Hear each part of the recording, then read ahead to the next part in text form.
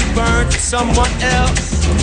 So quick to advertise what you would never sell. You were breaking your own back, trying to make up for the things you'll never have. Oh, and don't you feel unnerved? You were brazen, you were brash, girl, you were bad.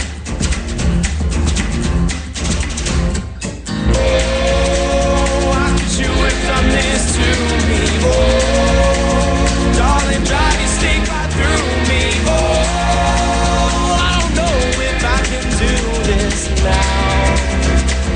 Yeah, now sink your teeth into my skin and let me feel you. Oh, now no, no, no, no, no. No, how could you have done this to me? No, now darling, drive that stick right through me. No, I don't know if I can do this. If I can do this now. No, that was cool. No, no, no, I love that. Welcome back, my night outers. DJ Psycho Eddie here. In studio with me tonight, we have JL Metcalf and Frankie B. Washington. Yes. They are fixtures at almost every Comic-Con, Terracon, any type of con. Jeez.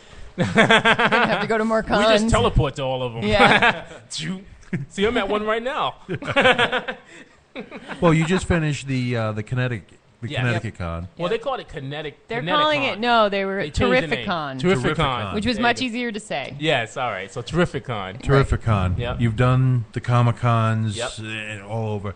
And you said something about the people that would sit around with a sense of arrogance or entitlement, well, which is a hot-button issue for me because Sure. I don't put up with that. Sure. Well, I just think, again, I don't know any of these people personally. I mean, you can only go on how someone from the physical, on how they're you know, how they're set up or whatever, and just the energy that they're giving off. And I think that, again, that if you're walking in there with a false sense of entitlement, that's not a good thing. Mm-hmm. You know, it's great to be a little bit humble.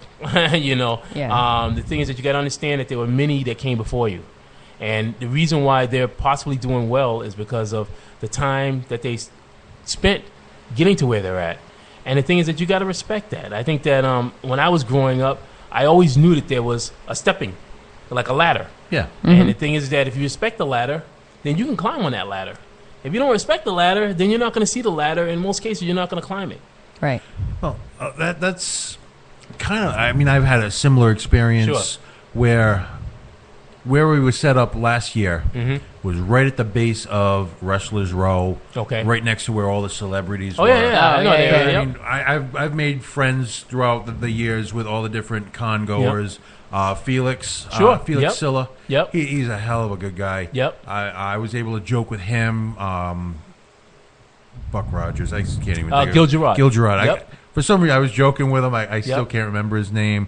Red Brown. Yep.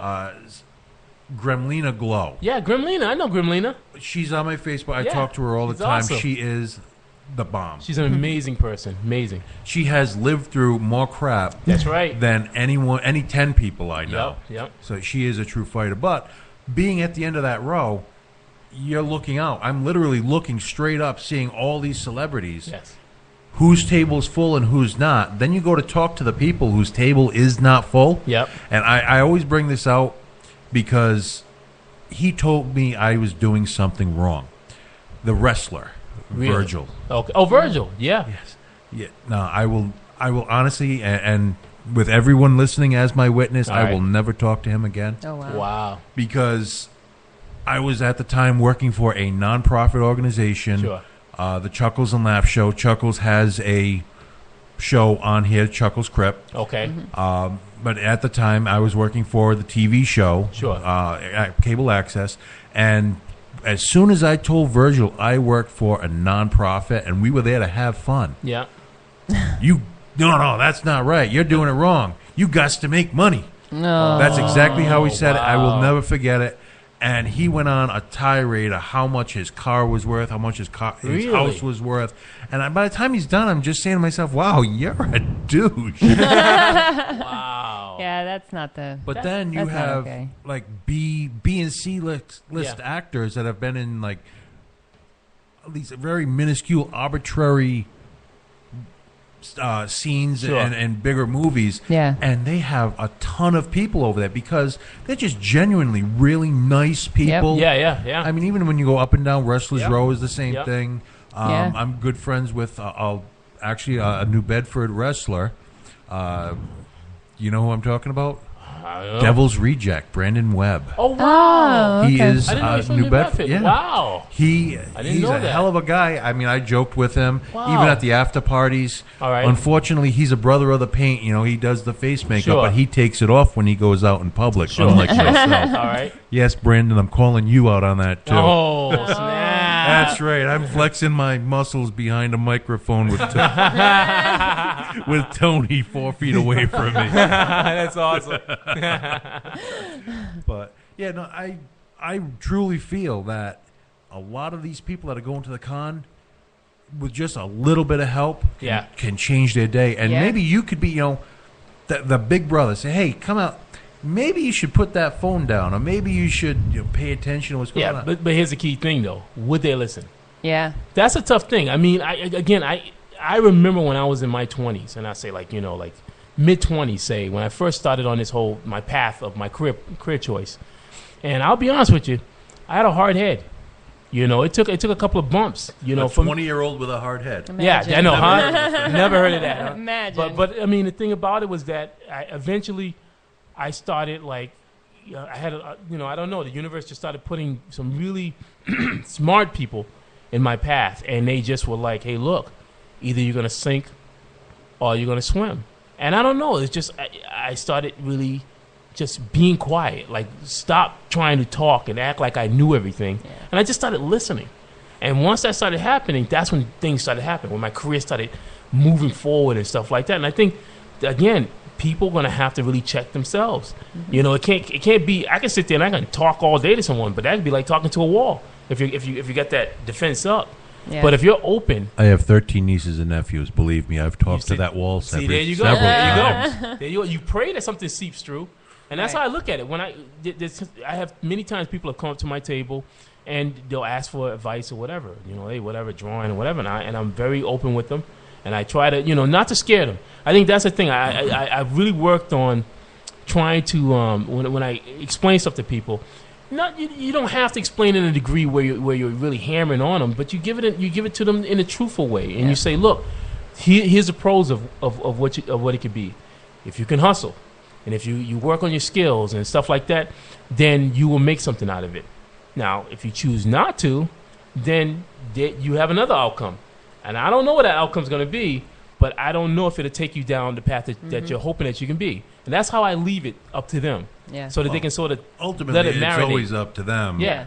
And hopefully they don't screw up too bad. Exactly. So we're actually running really low on time right now. Oh, man. Once you get a good converson going. Yeah, look at this. I mean, literally, when we go to breaks, we haven't stopped talking. Oh, man. Dragging some ears. Put Tony over there. His ears are long. We have some earrings in them bad boys.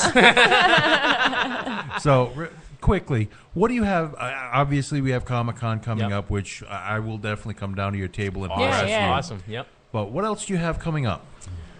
Well, we have. There you go. Okay. We are both going to be at Rhode Island College. They have a homecoming book fair. I'm pretty sure it's October 17th. We're both going to be there. Yes. Frankie will be putting sketches in my books. Yay! And then Rhode Island Comic Con in November. Mm-hmm. And then we'll be doing the Association of Rhode Island Authors Book Expo on December 5th at the Lincoln Mall. Frankie will be there with me again. Yeah. So and those are our big events for the rest of the year, unless something comes up. But and then, I'm constantly always working on some kind of project or something like that. So, again, I'm working on trading cards. Working on a few comic book projects. Our super secret one. But then also I did work on a couple of other ones that I was commissioned to do. Actually, I do have a webcomic that I'm working on now called Secret Lives of Villains, which is it's through CambrianComics.com. and people can just go in there and read the comic and stuff like that. So I'm continuously working on that one.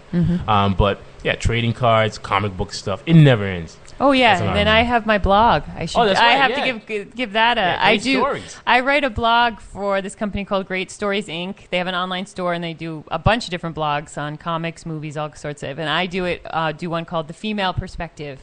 So I talk about all things pop culture from like a feminist point of view, but it's not all feminist all the time. But Okay. So I have to mention it. I also have to tell you guys and everybody out there, September 5th is the Rhode Island Free Radio anniversary party. Whoa. We will be on the air for 1 year, and you definitely want to check this out because Tony pretty much gave me free reign on this. Wow. So I don't know if he was medicated that day. Uh-oh. He dipped into the brownies or something. But I mean, I got the creme de la creme of local artists, local musicians. We have the Nymphadels. We have the Sugar Cone. You've heard of the Nymphadels, I assume. Oh, yes. Pat and Jess. We have the Sugar Cones, which is a new band with Melissa Bellarosa. Okay. Also, she was in the Liberators. We have Whiskey Fire, which is one of the hottest new metal bands in the area. I'm digging the names, man. Yeah, the names are great. Yeah, And the then, names are really great. We also have John Tierney All right. and Chris Hansen. Chris Hansen got the Motif Award for best artist for Americana, the genre of Americana. Okay.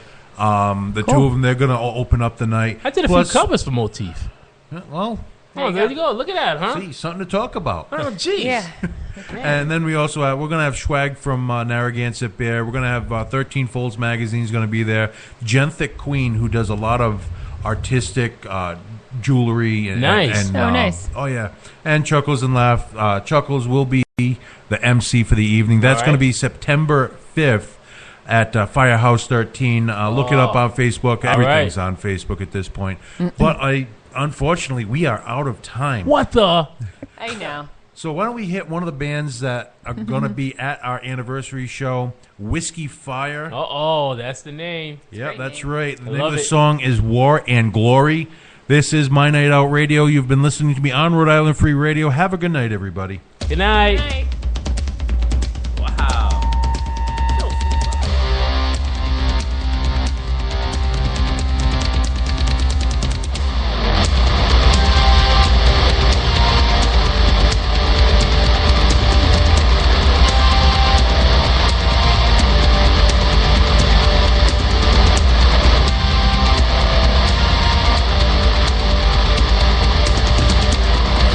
Marching to no man's land.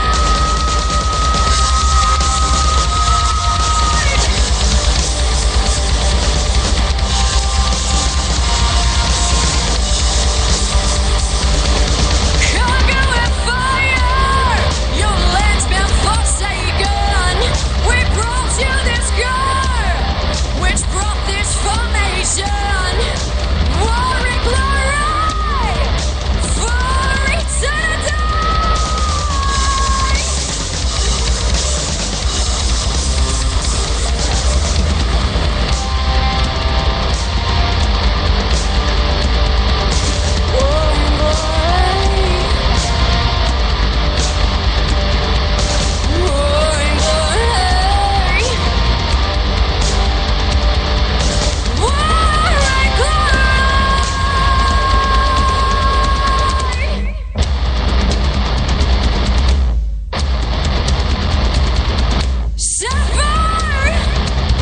Your